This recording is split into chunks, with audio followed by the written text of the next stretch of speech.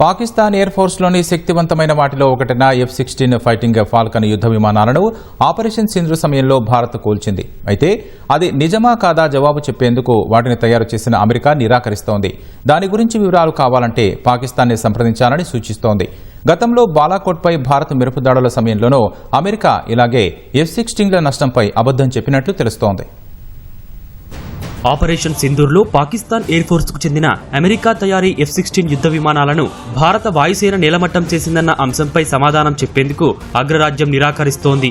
F-16 ఫైటర్ల కూల్చివేతపై వివరాల కోసం పాక్ ప్రభుత్వాన్ని సంప్రదించాలని యుఎస్ స్టేట్ డిపార్ట్మెంట్ తెలిపింది. నిజంగా F-16లు కూలాయా లేదా అన్నది అమెరికాకు ఖచ్చితంగా తెలుసు. ఎందుకంటే పాక్ లోని F-16 జెట్లను అమెరికాకు చెందిన టెక్నికల్ సపోర్ట్ టీం TST నిర్వహిస్తోంది. ఆ బృందం నిరంతరం పాకిస్తాన్ లోనే ఉంటూ F-16 ఫైటర్లను నిర్వహించేలా ఇస్లామాబాద్ అమెరికా మధ్య ఒప్పందం కుదిరింది. తమ F-16లను పాకిస్తాన్ యుద్ధంలో ఉపయోగించుకునేలా అమెరికా ఆ ఒప్పందంలో సంతకం చేసింది. పుల్వామా ఉగ్రదాడికి ప్రతీకారంగా బాలాకోట్ ఎయిర్ బేస్ పై వాయుసేన దాడి చేసినప్పుడు ఒక F-16 ధ్వంసమైందని భారత్ తెలిపింది. అయితే అప్పుడు ఏకంగా ఒక్కటంటే ఒక్క F-16 ఫైటర్ కూడా ధ్వంసం కాలేదని అమెరికా ఫారెన్ పాలసీ మ్యాగజైన్ ప్రకటించడం ప్రాధాన్యం సంతరించుకుంది. ఇక ఆపరేషన్ సింధూర్లో అనేక F-16లు ధ్వంసమైనట్లు భారత్ ప్రకటించగా అమెరికా నోరు మెదపకపోవడంపై ఆశ్చర్యపోవాల్సిన అవసరం లేదని నిపుణులు చెబుతున్నారు.